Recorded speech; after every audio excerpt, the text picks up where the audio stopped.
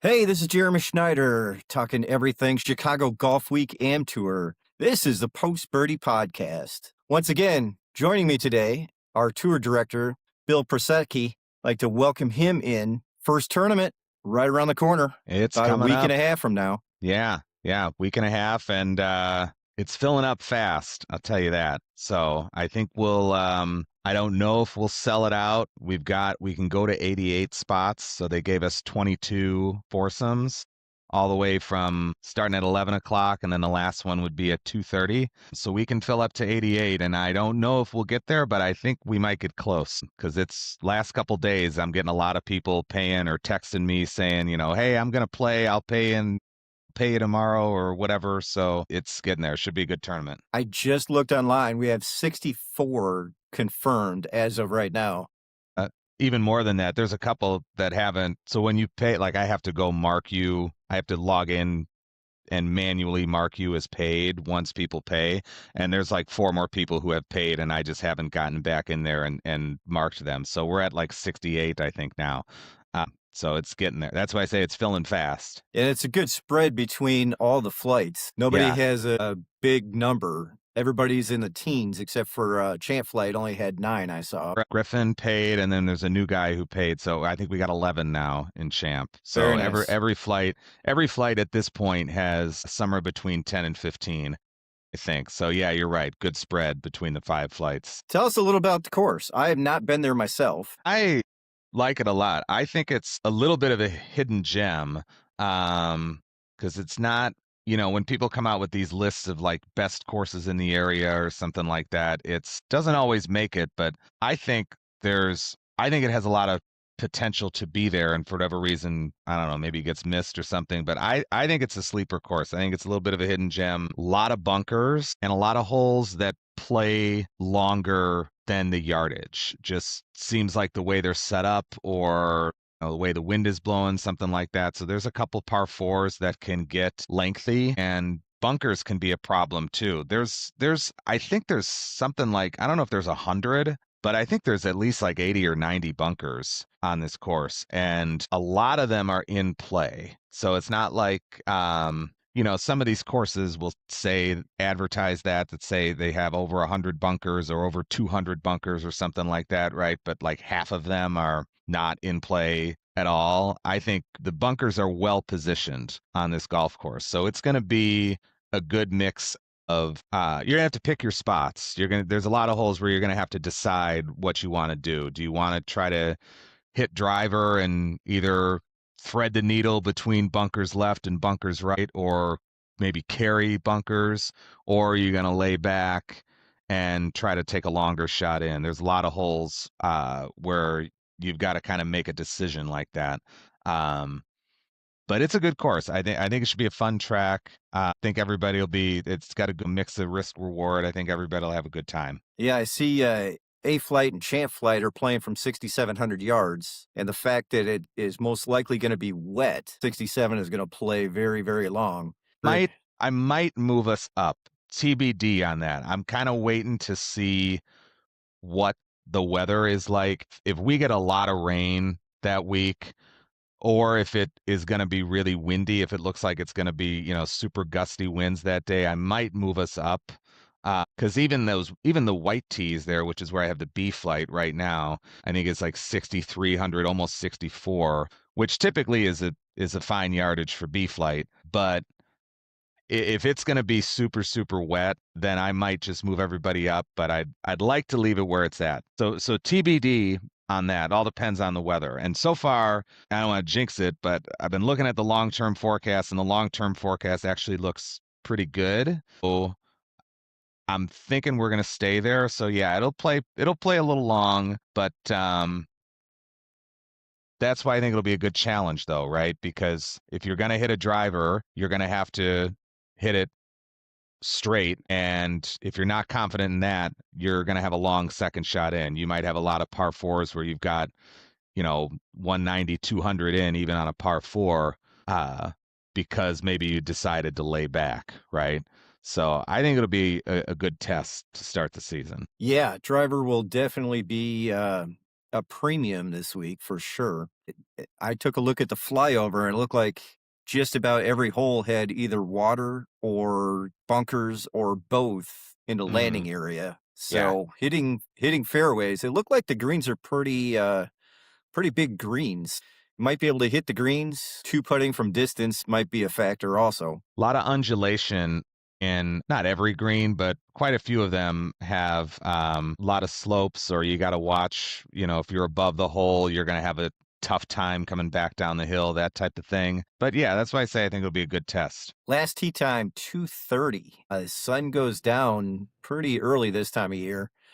It's Pace of play is going to later. be an issue.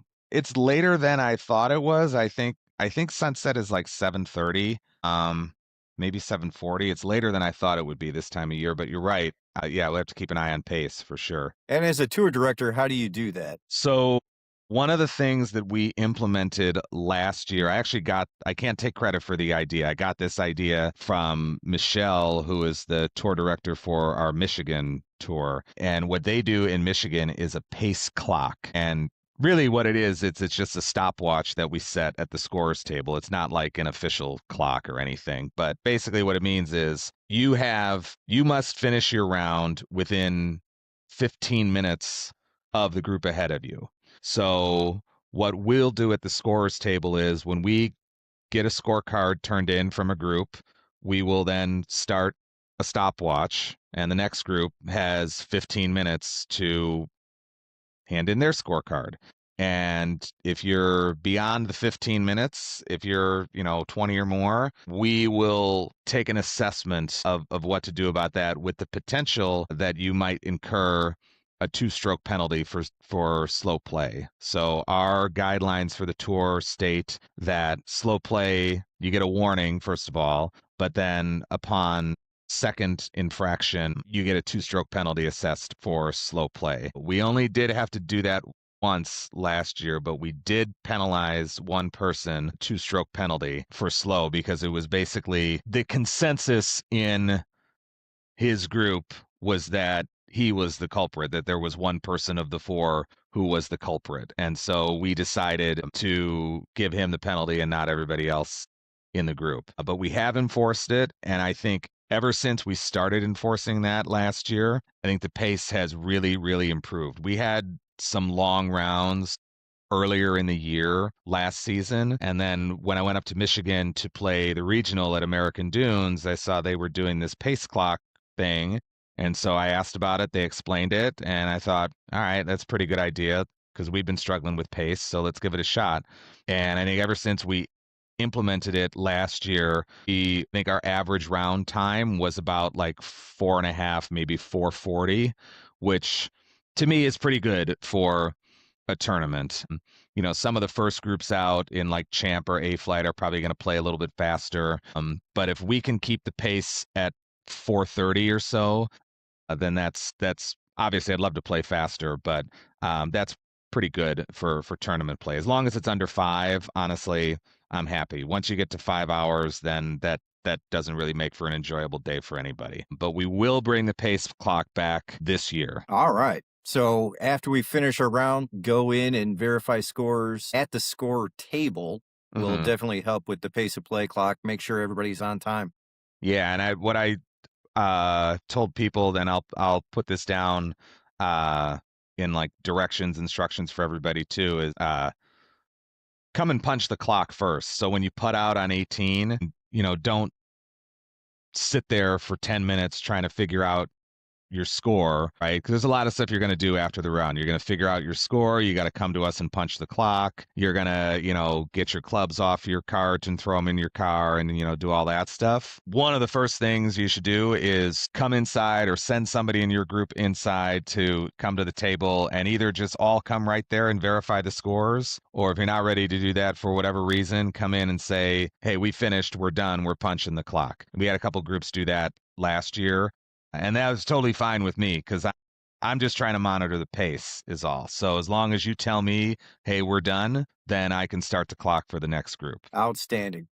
Next topic on the agenda, points list. We already Yeah, had some players from Chicago win tournaments this year. we did. The first winner of the year Matt Fulcali from the A Flight won a tournament down in Charleston. Oh no, sorry, it was the Columbia, South Carolina tour.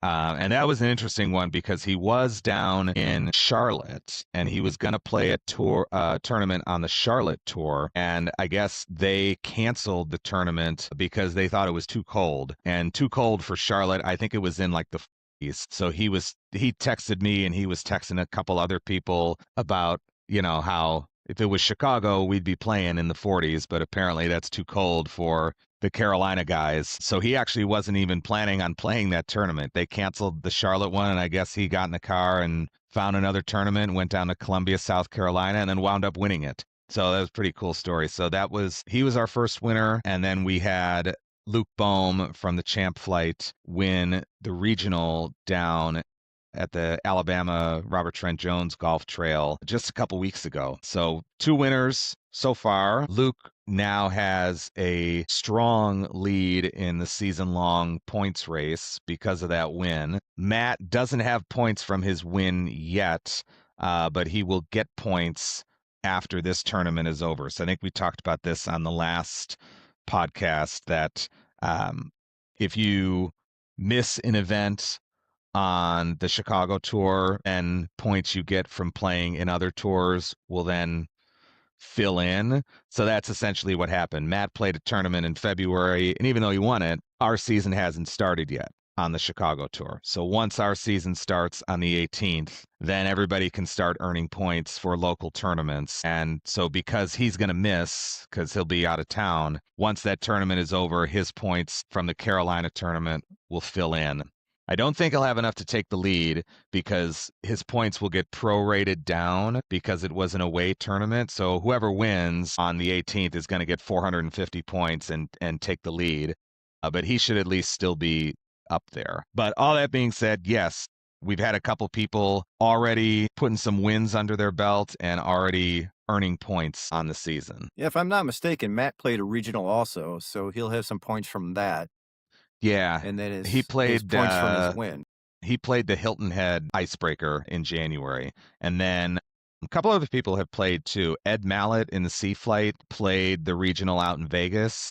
And then he has played a couple other local tournaments too. Chris Bilba, who's the defending champion in the Sea Flight points race, played somewhere. I think it was down in Florida. He's played, and he's playing at Village Links. So those points from his off-season tournament are still banked until he misses one. But yeah, we've already had quite a few people actually dabbling in some tournaments down in the warmer climates through the winter months. It just seems like spring doesn't want to get here. My course opened on Friday, and it's been wet and cold every day since. I did get out on Friday and play a little bit, but I haven't played since. It's not supposed to be above 41 today, so maybe I'll get out and hit some balls on a driving range if I can stand the cold. But if you can keep your hands warm, you keep your torso warm, you can play a little golf. But once the hands get cold, it's time to go back in. It's tough. Yeah, it's tough. Well, that's why I like starting the season in April. I know that some other tours in the Midwest that are part of Golf Week wait until May to start their season. I like having that April. I don't know. Just in my head, May seems late to start the season. So I like having the tournament in April to kick us off, but it is always a little bit of like a roll of the dice on what the weather's going to be like. So, cross our fingers that it'll be relatively okay. It looks like it's supposed to be 70 degrees when we're supposed to be playing. Oh, in really? A week and a Okay. half. Yeah, so hopefully that forecast Hopefully holds. That's that a long holds. ways out. That is, but hopefully that holds. That'll be great. I would even take 60. That would be fine, especially for April. But yeah, if it's going to be 70, that'll be a great day then. We'll see. When we get there, I will have a couple of rules that we play just a little bit different than USGA sometimes. Mm-hmm. And the course is probably going to be wet in April, and it just usually is for all courses. So we'll probably play a little bit of live clean in place, most likely. Yeah. Tell me how you'd like to implement that. So you're right. We'll do lift clean in place. Almost certainly because it's April. We might even keep lift clean in place in for the first couple tournaments, even into May, just because even in like early May, you're still a little hit or miss on conditions. But we'll do lift clean in place. Typically what we do is scorecard length. Some tours will even do a club length. To me, that I don't know, seems a little too forgiving. But we'll do a scorecard length. And the only stipulation on that is you have to stay in the same condition that you're in. So if you're in the rough, let's say you're just barely into the rough and a scorecard length would put you in the fairway, you can't lift clean in place into the fairway. You need to stay in the rough. Or vice versa. If for some reason you're in the fairway and maybe the lie is a little too tight, you'd rather have a little grass under the ball and put it in the rough. You can't do that. You got to stay where you're at. So we'll do lift clean in place. And then the other thing that we always do in every tournament on the Chicago Tour, at least, regardless of condition, is rake in place in all the bunkers. So essentially, if you're in a bunker, if you want to play it down and play it as it lies, you can play it as it lies. But you are welcome to pick the ball up, rake yourself a spot, put the ball back down, and go ahead and hit. And really the reason we do that is just because we're almost always playing, unless we go to like a private country club or something and have the place to ourselves, we're always playing a public course where there's already been people out there in the morning ahead of us. Or every now and then you get a course, maybe they don't take care of the bunkers as well as some other courses do, right? So we actually feel like rake in place is a fair way, is actually more fair, because everybody should have a good lie. If you hit it into a bunker, you're not going to get screwed because you landed in a footprint or you landed in some big divot that some group ahead of us didn't rake, right? Rake it, put the ball back down, and move along. Yeah. Absolutely. You don't want to have scores be affected by public out there. Last rule we play quite a bit is the long grass red stake rule. Yes. So this comes into play really also because we play a lot of public courses. Not everything is always marked. You know, if you're going to one of the premier destinations or a private club or something like that, everything that could potentially be a hazard is most likely going to be marked with either red or yellow or white stakes. I haven't been out to Village Links yet this year. Sometime between now and then, I'll go out there and either play around or just see if they'll let me grab a cart and just kind of scout the course a little bit. But if there are the rule we always play that you're referring to in every single tournament, if there are any areas that are clearly a hazard, so it's like a fescue area with long grass, or even if it's a water hazard, sometimes there's water hazards with no stakes there, right? Anything that is clearly a hazard, but it's not marked with any stakes, we just play it as lateral. So if it's not marked, play it as lateral. The other one we do that I forgot to mention is the only time we play out of bounds. Obviously, we'll play out of bounds if there's clearly white stakes there, but we'll also do out of bounds for the perimeter of the golf course. So I think there's one hole I can think of on the back nine. I think it's 15. That goes, I don't know if there's a road there. I think it's like a row of apartment buildings or something like that down the left side of the hole. So it's clearly not part of the golf course. So if you hit it over there, that's out of bounds. Perimeter of the golf course is always out of bounds. And then anything else that's not marked, just play it as lateral. Yeah, sounds good. Pace of play is big, and that helps with pace of play. When you hit it and lose your ball, you don't have to go back to the tee and re-tee to put it back in play. Right.